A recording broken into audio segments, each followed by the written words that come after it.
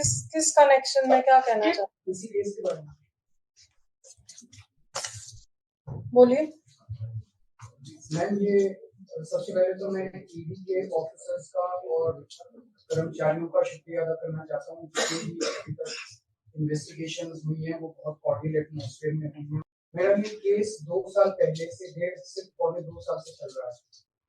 17 अगस्त को 2022 को सीबीआई की पहली केस फाइल हुआ था और 22 अगस्त 2022 को पीसीआर फाइल हुई थी। मुझे गिरफ्तार किया गया है। ना तो किसी कोर्ट ने मुझे दोषी करार दिया है, ना मेरे ऊपर कोई मुकदमा चला है, ना मेरे ऊपर कोई आरोप तय हुए हैं, ना मेरे ऊपर कोई आरोप तय है।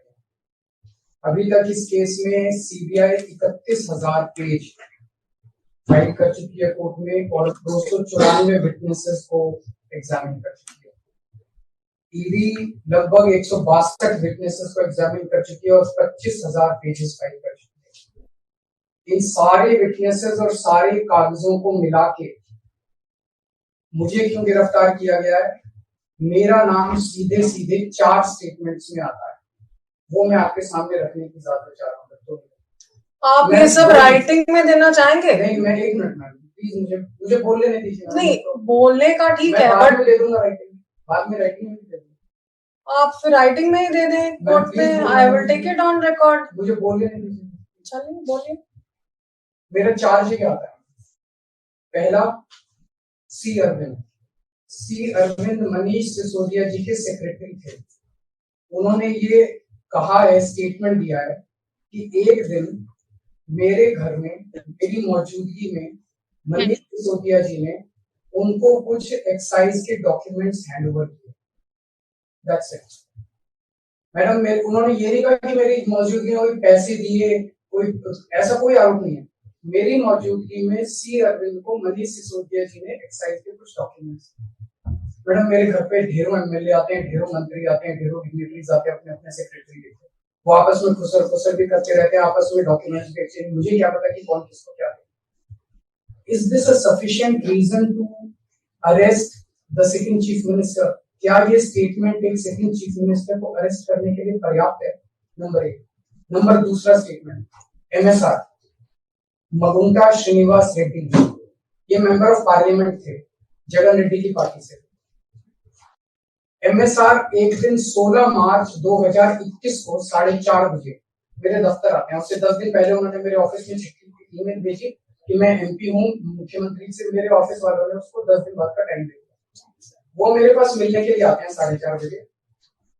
मैं किसी वजह से जल्दी में था। आके वो मुझे कहते हैं कि मुझे दिल्ली में अपना फैमिली चैरिटेबल ट्रस्ट खोलना है, उसके लिए जमीन चाहिए।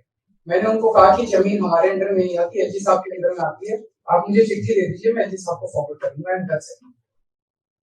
सो ये हुआ 16 सितंबर 2022 को उनके घर पे रेड होती है। उनसे पूछा जाता है कि क्या आप केजरीवाल जी से मिले? वो कहते हैं कि हाँ मैं मिला और मैं केजरीवाल जी से अपने फैमिली ट्रस्ट की जमीन मांगने गया था। ये 16 सितंबर 2022 को सेक्शन 17 का स्टेटमेंट है। ED is not happy with this statement. 5 महीने के बाद उनके बेटे को 10 फरवरी को गिरफ्तार कर लिया जाता है। उसके बावजूद भी वो अपने स्टेटमेंट पे कायम रहते हैं। उनका दोबारा गिरफ्तारी के बाद स्टेटमेंट लिया गया, वो कायम रहते हैं। 5 महीने जब उनका बेटा गिरफ्तार रहता है तो बात टूट जाता है। 16 जुलाई को बदल लेते हैं। एक मिनट, लेट मी जस्ट आपसे आशीर्वाद चाहता हूं please allow to the gal since it is a virtual this thing is playing to the gal please allow me to speak. This court is allowed but the thing is sir, all right, so many things. I get your point, but the thing is आपकी submissions मुझे लग रहा है काफी lengthy हैं। नहीं है madam, आप writing में दे दीजिए। only 5 minutes. I will just complete in 5 minutes. Why don't you give in writing? I will just complete in 5 minutes. Please allow me. I will not permit more than that. Please allow me. All right. करिए, बोलिए। उसके बाद वो 16 जुलाई को वो अपना statement बदल लेते हैं। 18 जुलाई को उनका बेटा छूट जाता है।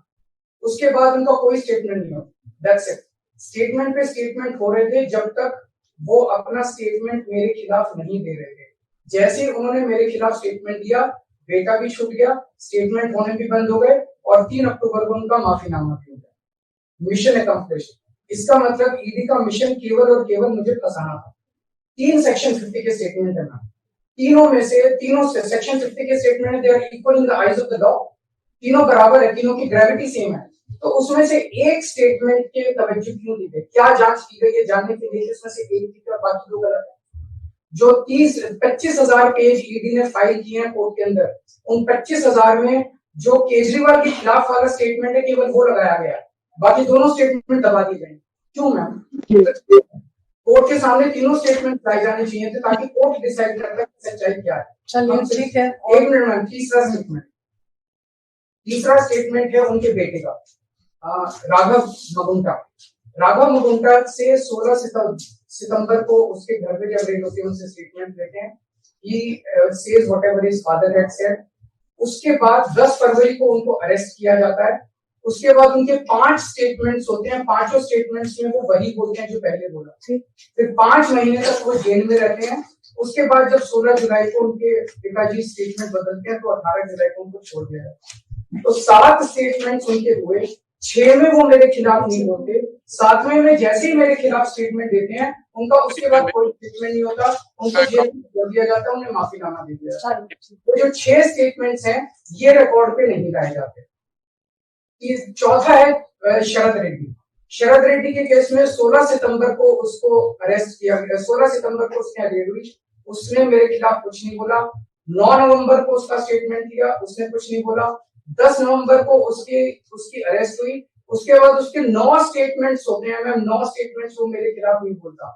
उसके बाद 6 महीने उसको अरेस्ट करने के बाद 25 अप्रैल को वो टूट जाता है और वो केवल इतना कहता है कि मैं विजय नायर के साथ मिलने सीएम साहब के पास गया था, सीएम साहब जल्दी में थे, सीएम साहब ने कहा कि विजय के टच में रहो, विजय अच्छा लड़का है। मैं केवल ये जानना चाहता हूँ कि क्या ये 4 स्टेटमेंट्स एक सिटिंग चीफ मिनिस्टर को अरेस्ट करने के लिए मैम 2 मिनट दे दीजिए, ये पर्याप्त है? नंबर 1। नंबर 2, जो 30,000 पेज फाइल किए गए हैं, ये 30,000 पेज के अलावा 1 लाख पेज ईडी के दफ्तर में जो हमारी बेगुनाही के सबूत है मैम, उनको कोर्ट के सामने नहीं लाया गया। ये दूसरी बात मैं ये कहना चाहता हूँ, ये शराब घोटाले का पैसा आखिर है कहाँ, जो शराब घोटाला कहा जा रहा है। मैम ये आरोप लगाया जा रहा है कि 100 करोड़ रुपए किसी साउथ लॉबी ने शराब की हमने पॉलिसी बनाने के लिए, हाँ जी आम आदमी पार्टी। मैम ये जस्टिस संजीव खन्ना का ऑर्डर है, जस्टिस संजीव खन्ना का order ma'am page 22 para 12। The assertion in the complaint filed by DOE that kickback of ₹100 crore was actually paid by Liquor Group is a matter of debate। Sanjeev Khanna कह रहे हैं, इसका मतलब ये साबित नहीं हुआ, इसका मतलब ये विवादास्पद है, इसका मतलब ये संदेहास्पद है, इसका मतलब इसके लिए सबूत नहीं है। तो जो 100 करोड़ रुपए ये कह रहे हैं कि हम लोगों ने रिश्वत ली, वो रिश्वत तो संदेहास्पद है, उसके तो सबूत ही नहीं है। लेकिन असली शराब घोटाला क्या है? असली शराब घोटाला शुरू होता है ईडी की जांच के बाद। जब ईडी की जांच शुरू हो जाती है, ईडी की जांच के 2 मकसद हैं। एक स्मोक स्क्रीन क्रिएट करना पूरे देश के सामने, आम आदमी पार्टी ने चोरी की है, आम आदमी पार्टी भ्रष्टाचारी है, आम आदमी पार्टी ने शराब घोटाला किया, और उसके पीछे एक्सटॉर्शन रैकेट करना जिसके जरिए वो एक्सटॉर्शन रैकेट करना जिसके जरिए वो पैसे इकट्ठे कर रही है। मैं आपको सबूत दे रहा हूँ। शरद रेड्डी के केस में शरद रेड्डी को बेल 2 वजह से मिली। एक, शरद रेड्डी ने मेरे खिलाफ स्टेटमेंट दिया और शरद रेड्डी ने अरेस्ट होने के बाद 55 करोड़ रुपए का चंदा बीजेपी को दिया। 55 करोड़ रुपए के bonds arrest, so he bought his bail ma'am, he bought his bail। Then now the money trail is clearly established। Ma'am, just last 1 minute।